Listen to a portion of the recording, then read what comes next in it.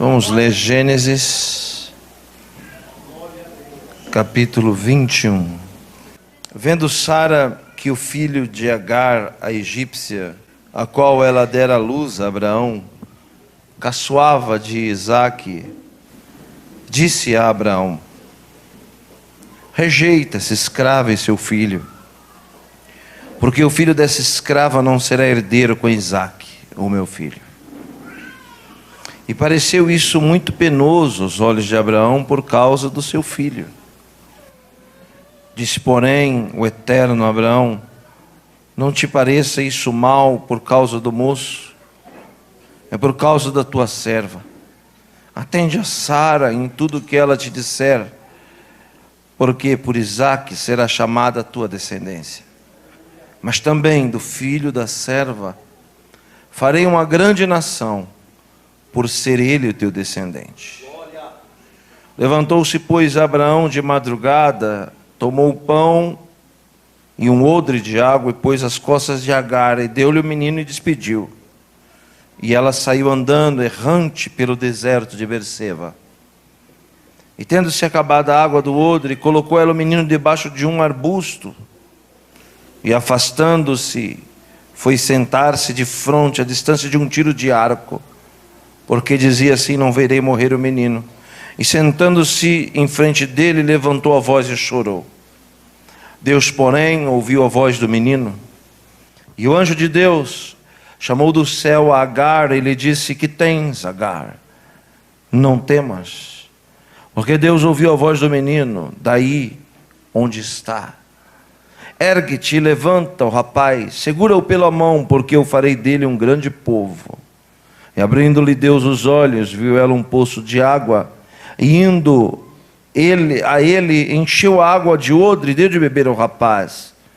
E Deus estava com o menino, que cresceu, habitou no deserto e se tornou flecheiro.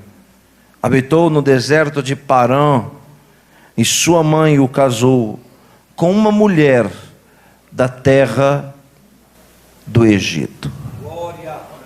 Só até aqui.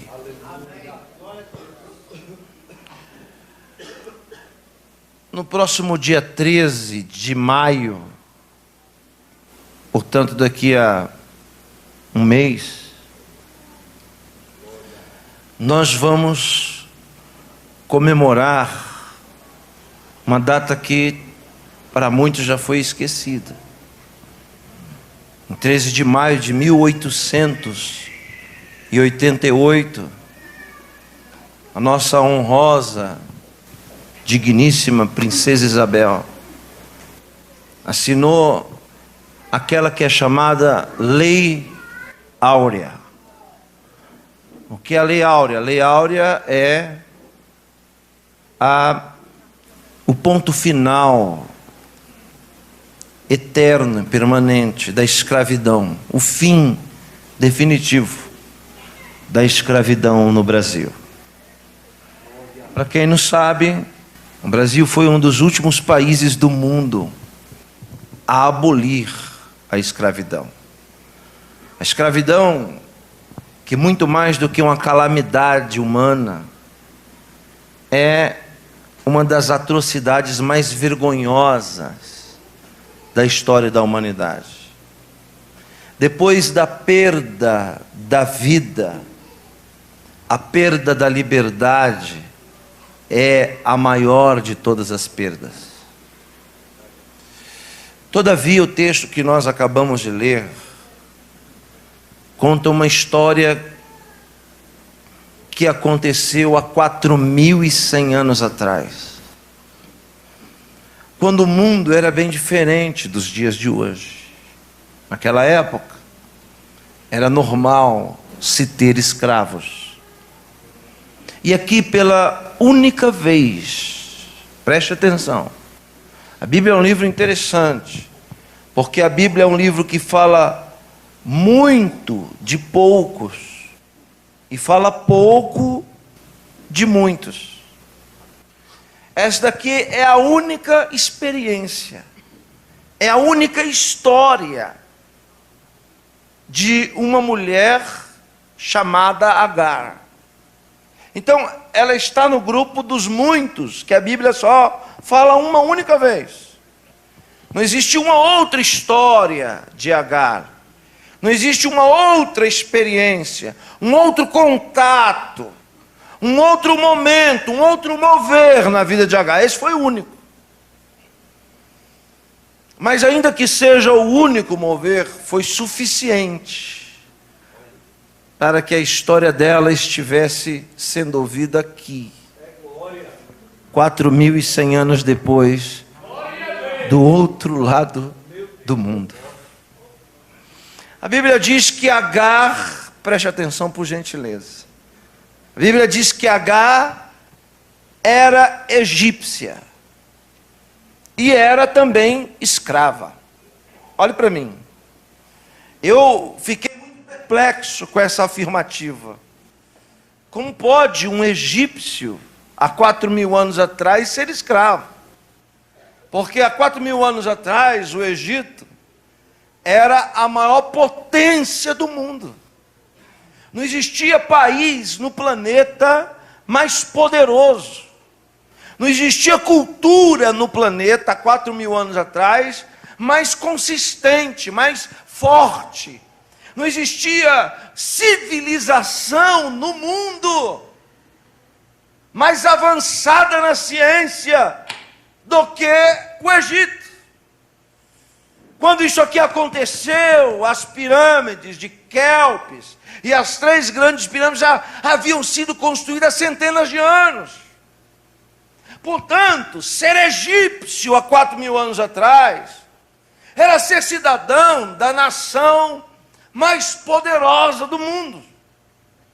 No Império Romano era proibido um romano ser escravizado. E aí eu perguntei para Deus, como pode uma mulher poliglota, cheia de cultura, como pode uma mulher que conhecia todas as ciências, que tinha acesso a todas as educações, que tinha acesso a tudo que muitos hoje não têm, ter se tornado uma escrava? E não era simplesmente uma escrava, era escrava de uma outra mulher nômade, Sara. Por que ela se tornou escrava? Se você for a um museu, eu profetizo que você vá um dia, o museu de Londres, o British Museum, lá está uma das maiores descobertas da humanidade. Lá está uma pedra da altura dessa caixa de som, chamada Código de Hammurabi. Talvez você nunca ouviu falar nisso. O que é o Código de Hammurabi? O Código de Hammurabi é a primeira legislação, o primeiro conjunto de leis da história da humanidade. Antes de Deus dar os 10 mandamentos para Moisés, há 3.500 anos atrás, o Código de Hammurabi já tinha 2.000 anos de idade.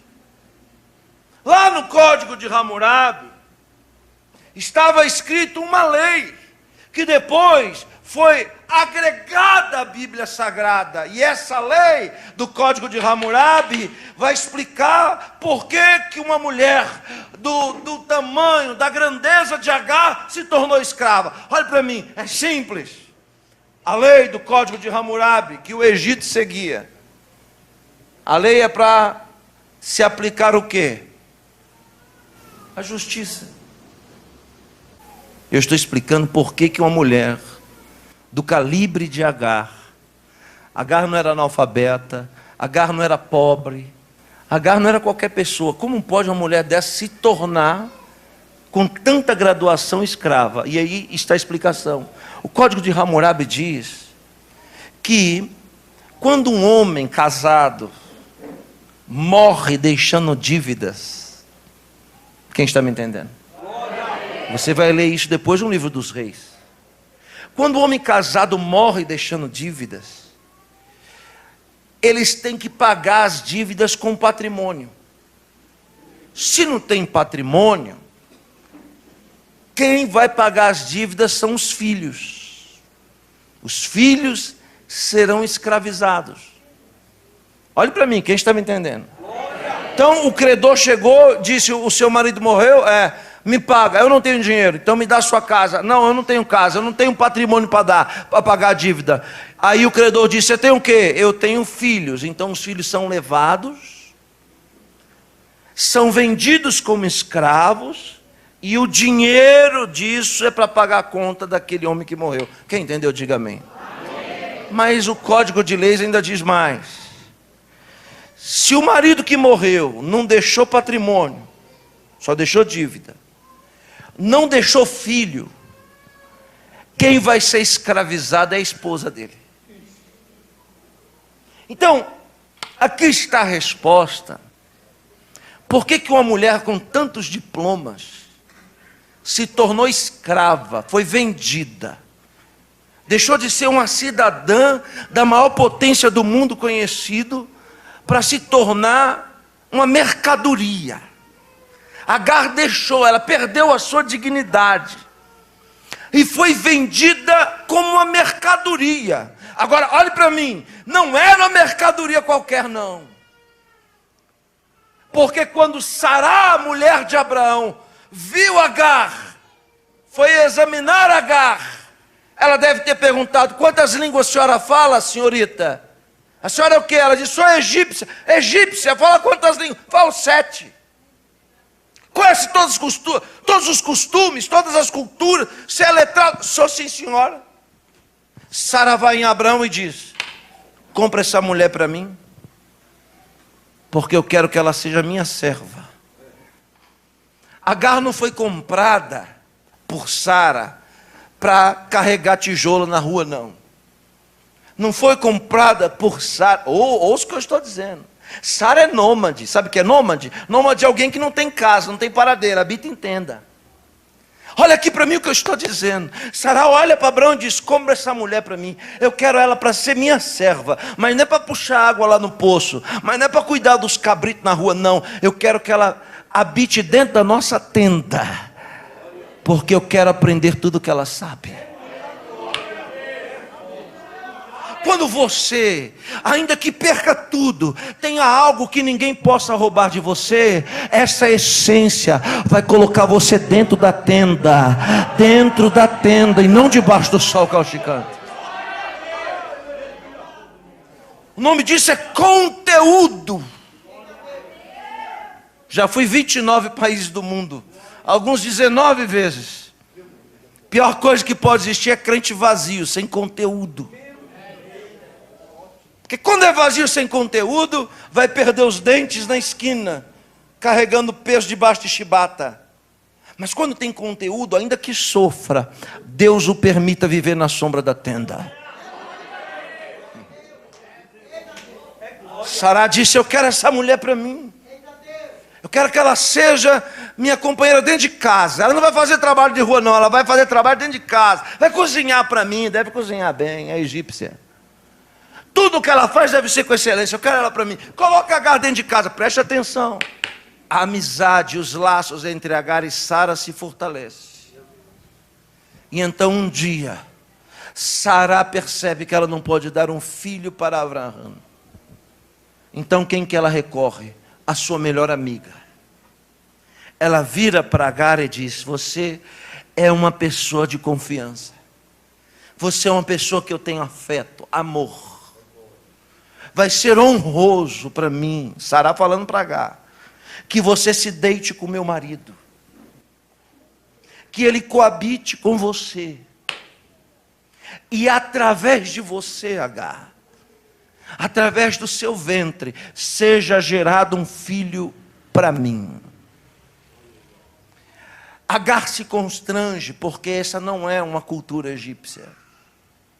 Deitar-se com outro homem para gerar um filho para outra mulher que não será dela, terá o sangue dela, mas não será propriedade dela. Para quem não sabe, mas se você sabe, não é problema relembrar. Antes da Lei Áurea ser assinada, foi assinada uma outra lei chamada Lei do Ventre Livre, que era o quê? Os filhos de escravos que nasciam libertos, não eram escravos. Portanto, antes da Lei do Ventre Livre, quando uma escrava dava à luz a um filho, aqui no Brasil, em toda parte do mundo, quando a escrava dava à luz a um filho, aquele filho não era filho dela, era filho do dono dela. Se o patrão da escrava quisesse vender aquela criança, ele vendia e apartava eternamente o filho da mãe. Agora, Sará vira para Agar e diz assim: como pode, né, uma mulher crente como Sara? Você vai gerar um filho para mim. Ou seja, eu vou usar a sua barriga, o seu sangue, o seu ventre, mas a sua dor eu vou usar, mas na hora da alegria ela será minha.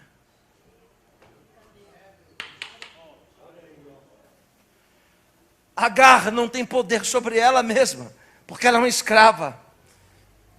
Agar não tem poder sobre o corpo dela, ela tem que dizer sim. E aí agora Agar vai e se deita com Abraão, e Abraão coabita com Agar, e ali é gerado um filho, chamado Ismael. Ismael, em hebraico, quer dizer Deus ouve. Shema é ouvir. El quer dizer Deus. Shema quer dizer Deus ouve. Ismael. Quando o menino nasce, desmama de Agar, ela entrega o menino para sua dona Sará. E agora Sará anda na rua dizendo: meu filho, meu filho, meu filho, meu filho, meu filho. Olha aqui para mim. Mas uma coisa mudou dentro de casa.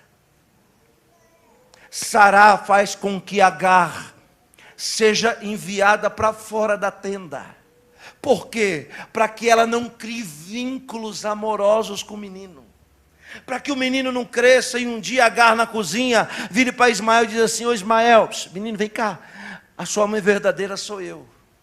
Para Ismael não descobrir que a sua mãe verdadeira é Agar, então Sará bota Agar para dormir em outro lugar distante, porque Abraão era rico e possuía várias tendas, e bota Agar para dormir em outro lugar. E agora Agar não perdeu só o marido, não perdeu só a família, não perdeu só a nacionalidade, Agar não perdeu só a liberdade, Agar não perdeu apenas o seu filho, Agar perdeu também a sua dignidade, foi jogada no lixo.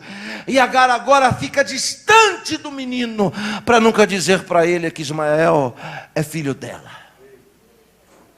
Mas isso só dura 13 anos. Ismael já é um moço de 13 anos. Quando nasce a promessa, Deus disse para Abraão, disse: Ismael é seu filho, mas ainda será gerado de Sará aquele que chamarei a sua descendência. E com 94 anos de idade, Sará fica grávida de um homem de 99.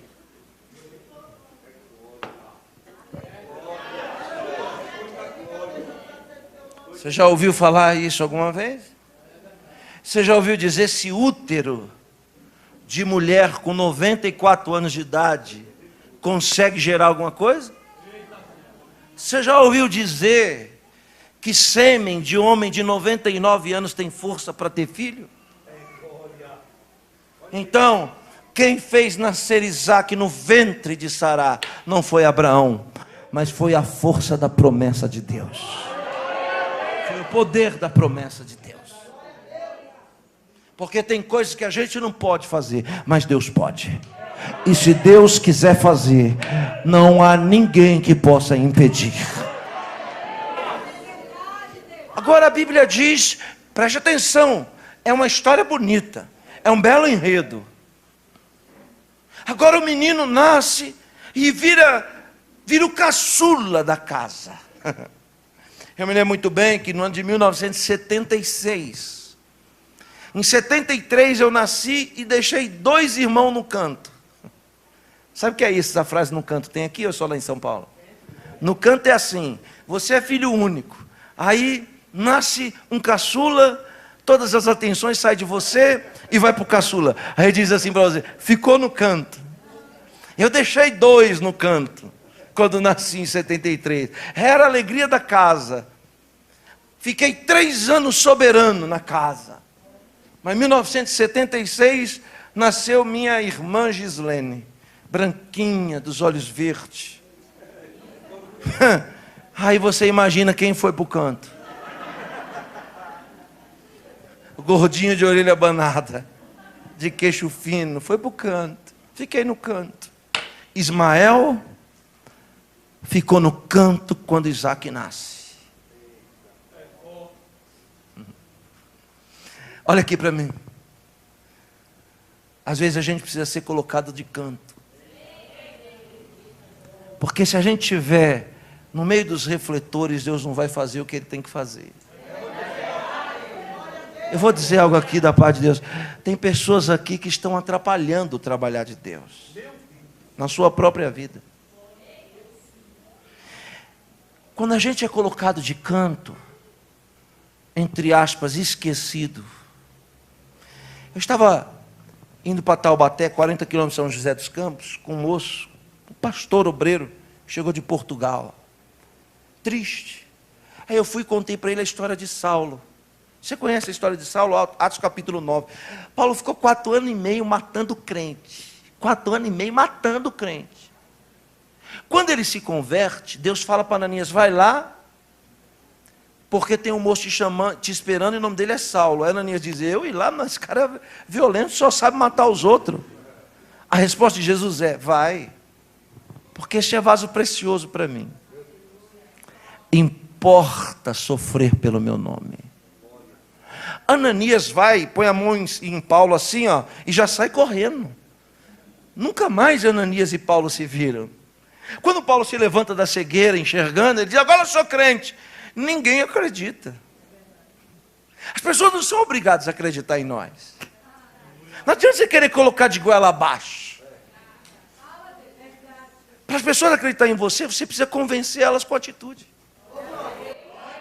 O que Saulo faz? Saulo desaparece. Vai para a Arábia Saudita, desaparece. Ele aparece o dobro de tempo depois, 9 anos depois. Ele reaparece pregando. Aí sim todo mundo olha para ele. Depois que ele passou pelo processo de ter ficado no canto. Então se alguém te esqueceu, isso não é ruim, isso é bom. O foco das atenções estão saindo de cima de você. E quando a gente é levado para o canto, aí é que Deus começa a trabalhar. Porque quando Ismael vai para o canto, já mocinho, aleluia, estou sentindo a presença de Deus.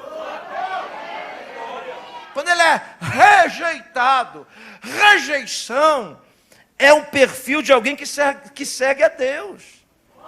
Porque Jesus não foi aceito. O profeta Isaías diz que para ele ser o Machia, ele tinha que ser rejeitado. Rejeição faz parte de quem é escolhido. Então não adianta você querer só ser aceito, se a gente precisa ser rejeitado. Ismael é rejeitado e botado de canto pela própria Sara, que o mimou até ontem. E o que Ismael faz? Começa a caçoar, a zombar de Isaac. Olha aqui para mim. E é nessa palavra, no caçoar de Ismael, que Deus muda a história dele. Porque o texto original dessa paraxá, dessa porção, não aparece a palavra caçoar. Raniel, aparece a palavra incomodar. Ou seja, quando fala que Ismael caçoa, zomba de Isaac, o menino, você imagina assim, mas não é isso que o texto original quer dizer. O texto original quer dizer que simplesmente a presença de Ismael incomodava a família de Isaac. Quando Deus quer fazer alguma coisa, só a sua presença já incomoda. Lá na escola, lá no serviço, lá no trabalho, onde você está, incomoda de boca fechada. Porque no texto em português dá a entender que esse menino ficava caçoando, implicando, assim que a gente fala, né? Implicando com mais moço. Mas não era não, era simplesmente a presença dele. Incomodava Sará. E olha aqui para mim. Um dia Sará chama Abraão e olha o trabalhar de Deus. Diz para Abraão assim: Abraão, não quero mais ver esse menino aqui em casa. Manda ele embora. Parece mal isso, não parece? Não parece egoísmo, não parece? Mas veja o trabalhar de Deus. Olha a sabedoria de Abraão. Abraão vai e diz para ela o seguinte: você não pode mandar ele embora sem dar carta de alforria para a mãe dele.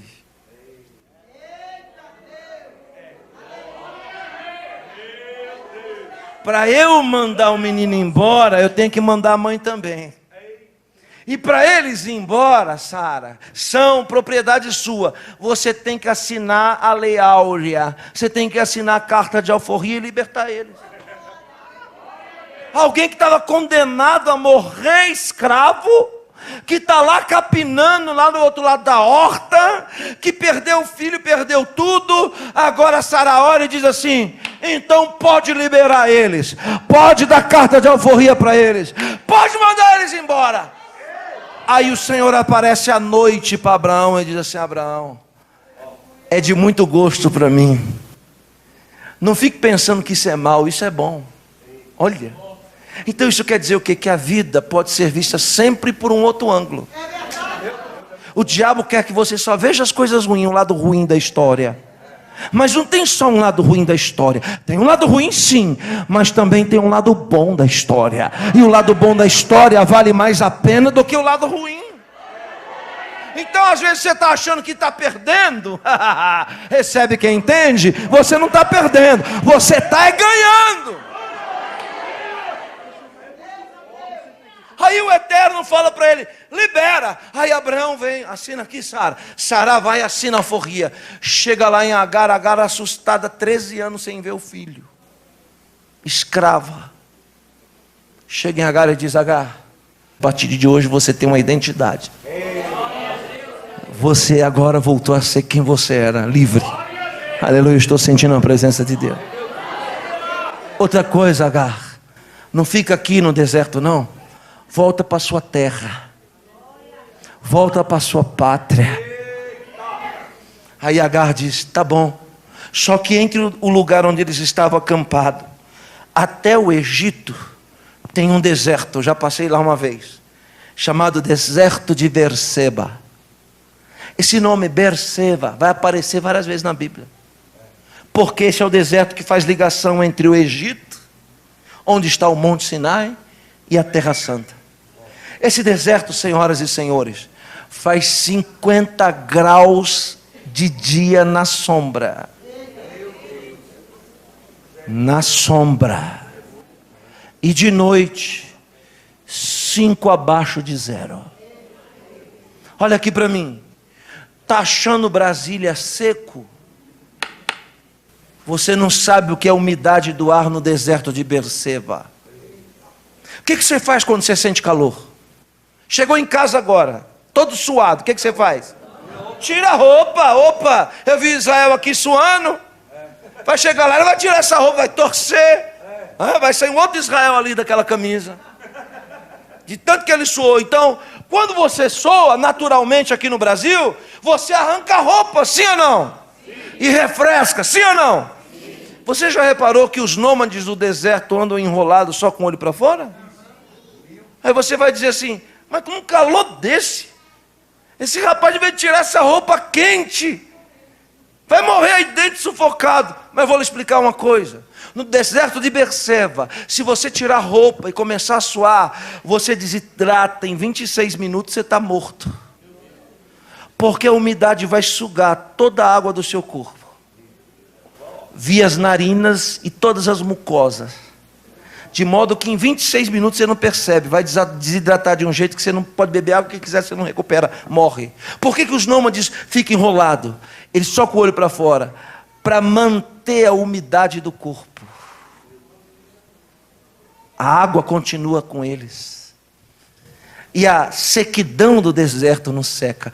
É esse o caminho que ela tem que fazer para chegar no Egito. Abraão chega e entrega o menino para ela com 13 anos. Uma botija de água e pão. Olha para ela, estou toda arrepiada. E diz: você hoje é livre. Mas a liberdade tem preço.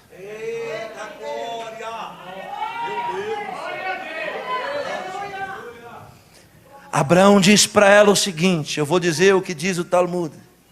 Abraão diz para ela o seguinte: uma coisa Deus fez.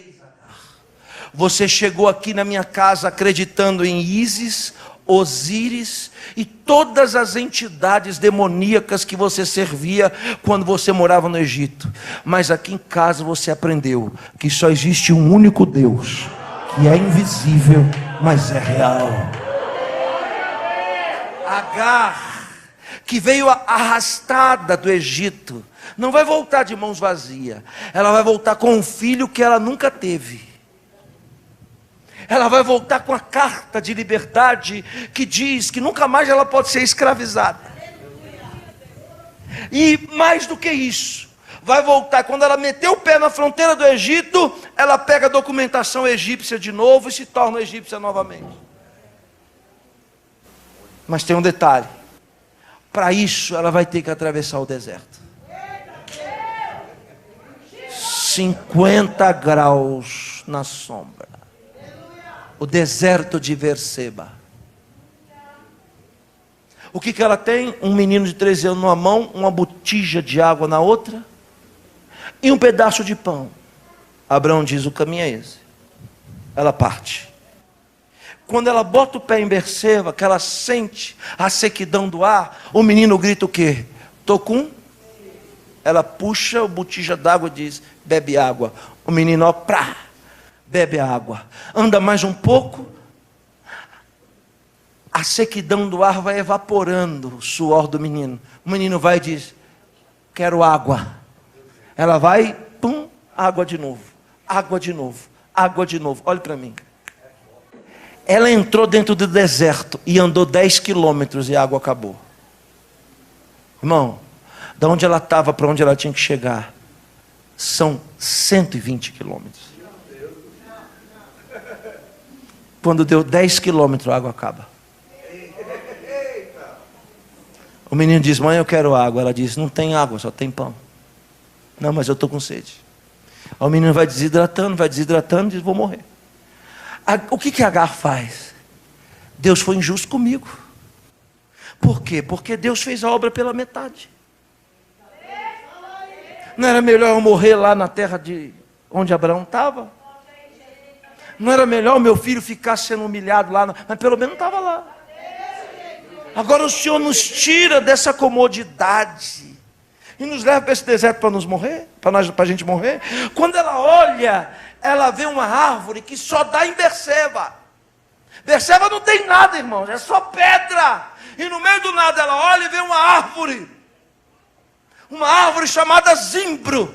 Essa árvore, ela é dessa alturinha aqui, ó, e cheia de espinho, espinhosa. Quando ela olha o zimbro, ela vê que embaixo do zimbro tem uma rodela de sombra. Ela pega o menino que se arrasta, joga debaixo do zimbro e pensa: vou largar o menino aqui debaixo desse espinheiro, na distância de um tiro de arco. Ela se retira debaixo do sol quente, se assenta numa pedra. Olha aí, ó. Eu não sei se vocês entendem de Bíblia, mas vou tentar fazer você entender o que é genealogia. Abraão gerou Isaac. Isaac gerou a Jacó. Jacó gerou a José. Essa é a genealogia dos patriarcas. Então Jacó é o quê? É neto de Abraão. Esse Abraão que eu estou pregando. Quem entendeu, diga amém. Amém. Sem há 120 anos depois desse fato, é no mesmo deserto de Berseba que Jacó está atravessando e o anjo aparece para ele. É no mesmo. Agora, numa pedra, ela senta na distância de um tiro de arco, olha o menino lá debaixo do zimbro e começa a chorar, dizendo: eu vou ficar aqui para não ver o menino desfalecer e dar o último suspiro. Quando ela levanta os olhos, um anjo de Deus do lado dela. Olha para ela e diz o seguinte: o menino não vai morrer porque ele tem promessa. Só a pastora Adriana entendeu o que eu falei, mas eu vou dizer, vou dar uma chance para o povo de novo. Eu estou dizendo que quem tem promessa não morre antes do tempo. Quem tem promessa não morre antes de ver essas promessas se cumprir na sua vida. O anjo toca nela e diz: pode levantar e enxugar lágrima, porque o menino não morre debaixo do zimbro. Aí o anjo diz assim: Deus tem ainda uma obra grande para fazer na vida desse menino. Abriu os olhos de Agar. Quando ela olhou, imagina, irmão, ela viu a árvore desse tamanho, mas não viu um poço de água desse, do lado do zimbro. O anjo do Senhor disse: vai, tira água, dá para o menino. E olha aqui para mim, não é exagero do pregador, é a única água que eles bebem nos 120 quilômetros. A água que o anjo deu. A Bíblia diz que ela deu água para o menino. Ele se fortaleceu, atravessaram o deserto de Berseba, chegaram no Egito. Olha como o texto termina. O menino ficou forte e robusto, flecheiro, e sua mãe, eu estou todo arrepiado, o fez casar com a mulher egípcia. Deus restituiu a cidadania, a liberdade. Deus deu a ela um filho que ela não tinha. Muito mais do que tudo isso, o que Agar trouxe, mais valoroso do que tudo isso, foi que agora ela acredita no Deus de Abraão.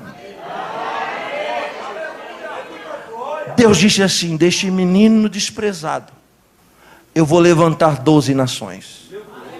Já viu o mapa mundi? Já viu o mapa mundi? Quando você olhar para o mapa mundi, você vai ver um lugar no mundo chamado Oriente Médio. Quando você olhar o Oriente Médio, você vai ver uma tirinha de terra minúscula, chamada Israel. Mas quando você olhar o Oriente Médio, você vai olhar ao redor de Israel, e vai encontrar 13 nações árabes. Os descendentes de Ismael são os árabes. Os descendentes de Ismael são donos hoje de 89% do petróleo do mundo.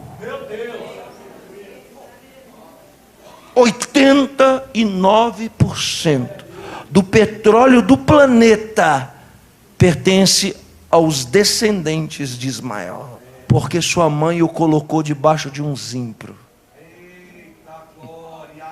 Só Israel entende? Então vou dizer de novo. Faz conta, 1750 anos depois, 1750 anos depois de Ismael, o rei de Israel se casa com uma mulher chamada Jezabel. E essa Jezabel faz uma promessa para o profeta de Deus chamado Elias. Ela diz para Elias: pode fugir que eu vou te matar. Elias se levanta, diz a Bíblia Sagrada no livro dos Reis, e diz: eu vou fugir para Horebe. Horebe aonde? No Egito. O que Elias pensa? Eu vou fugir de Jezabel, me escondendo nas montanhas do Egito. Só que do lugar onde Elias estava para o lugar que ele queria fugir, tinha um deserto chamado deserto de Berseba. 1750 anos depois de Ismael, o profeta Elias foge pelo mesmo deserto, pedindo a morte. Quando Elias começa a desidratar, na cilada de Berseba, no calor de Berseba, Elias olha e vê o quê? Um pé de zimbro, um espinheiro. O que Elias pensa? Vou deitar debaixo do espinheiro e vou morrer. Mas quando Elias deita debaixo do espinheiro, o anjo da água volta a aparecer de novo. Toca no profeta Elias, eu estou todo arrepiado, e diz: Elias, levanta, come deste pão, bebe desta água, longa é a sua jornada, caminharás 40 dias e 40 noites, e não vai precisar mais beber água quando você tomar essa água aqui.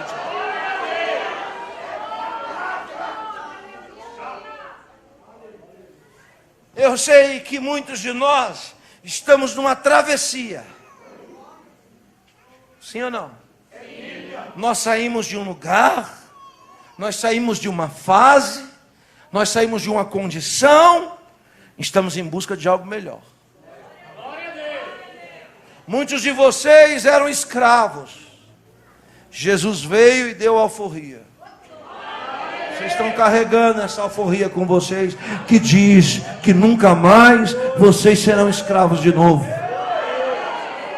Muitos de vocês eram estéreis, agora não são mais. Mas de onde Deus tirou você? Você sabe de onde foi? Deus não deixou você trazer muita coisa. Tem gente que quer se converter, mas quer trazer a bagagem do mundo com ele. Não, tem que deixar tudo para trás. E não é muita coisa que vem, e até a pouca coisa que vem se perde no deserto, se perde no caminho. Por isso que o empresário que era rico, quando converte, quebra para começar de novo. Eu estava explicando isso lá na igreja. Eu estava dizendo isso aí na igreja. Não adianta a gente só fazer certo. A gente tem que fazer a coisa certa e deixar de fazer errada.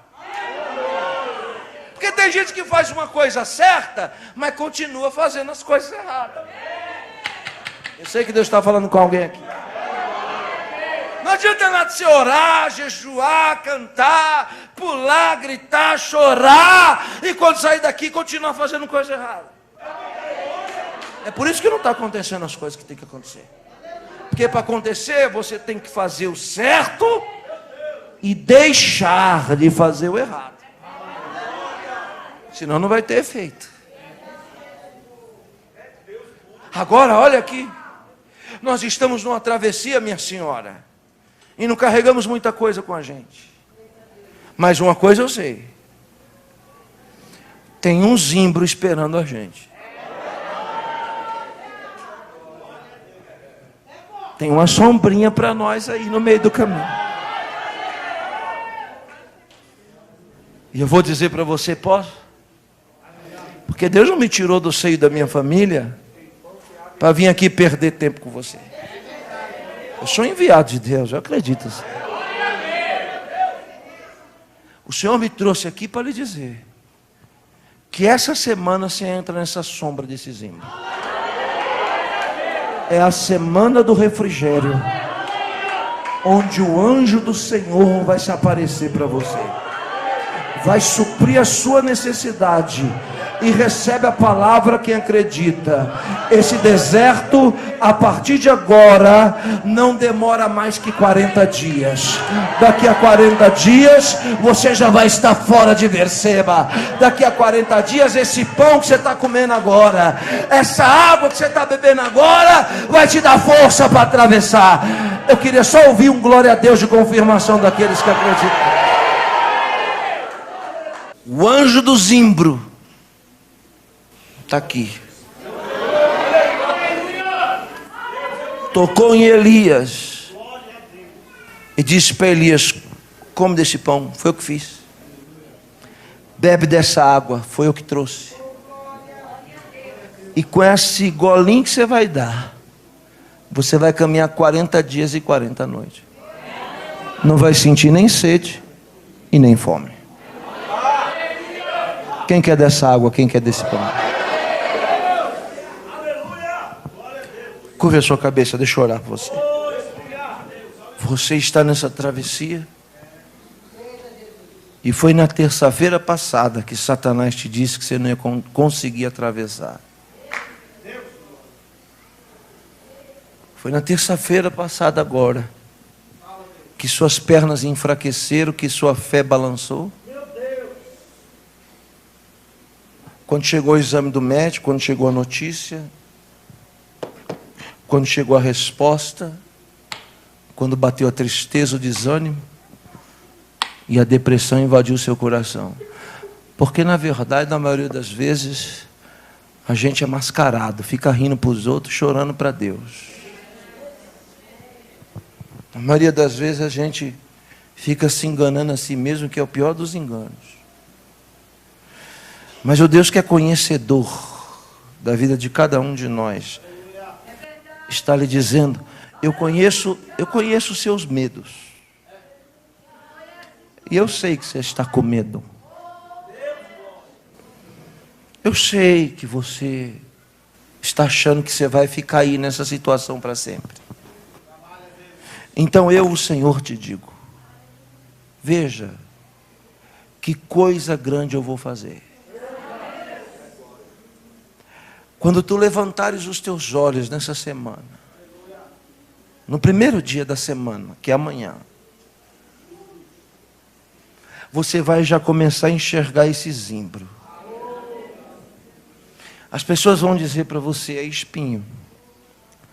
Eu, portanto, te digo: não olha para o espinho, olha para a sombra. Porque você não pode ver só o lado ruim das coisas. Você não pode só enxergar espinho, tem sombra também. E o meu negócio contigo é nessa sombra, porque eu já tenho um anjo te esperando. Eu vou fortalecer você, para você conseguir atravessar.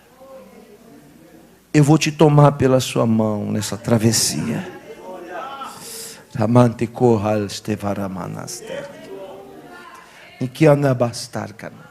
Eu vou te fortalecer de tamanha grandeza que você não vai sentir mais falta. É com letras garrafais: não vai sentir mais falta. E eu não sei do que você sente falta.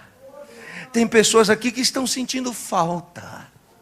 O Senhor diz: eu vou preencher o seu coração e você não vai sentir mais falta. E te digo mais, te ponho hoje um prazo. Em 40 dias os seus pés estão no Horebe. Em 40 dias Jezabel não te mata, e nem você morre no caminho com a promessa debaixo do braço. Eu, Senhor, vou cumprir tudo que eu te prometi. Eu, Senhor, vou cumprir tudo que eu te falei, tudo que eu te disse. Eu, Senhor, vou mostrar que existe uma bagagem dentro de você, chamada essência. Eu que te tirei dos deuses que você servia, e hoje estou entronizado na sua vida. Essa é a sua essência. E é porque tu me adora, e é porque tu me ama, que eu não vou deixar você morrer nesse deserto.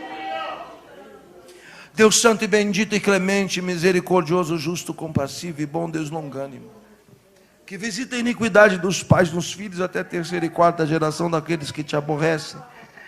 Mas tu és o Deus clemente e misericordioso até 1000 gerações daqueles que te amam. Abençoa essa casa de oração, os anjos dessa igreja que serve a água para esse povo. Ó Senhor, fortalece essa caravana de pessoas nessa travessia árdua por esse deserto. Não os deixe perder o ânimo. Os faça enxergar ainda esses dias este pequeno arbusto que é um demarcador de fronteira, que é a mudança de uma fase no meio do deserto. A água que a gente precisa está lá. A água que o anjo dá e que nos dá, nunca mais nos dá sede, e nos faz atravessar 40 dias sem beber água, sem sentir falta. Esta mulher não vai mais sentir falta do que ela está sentindo. Este homem não vai mais sentir falta do que ele está sentindo. Eu peço, Senhor, a tua bênção sobre a vida deste povo nessa noite, para a glória do seu nome, e que todos digam amém. Olha para quem está perto de você.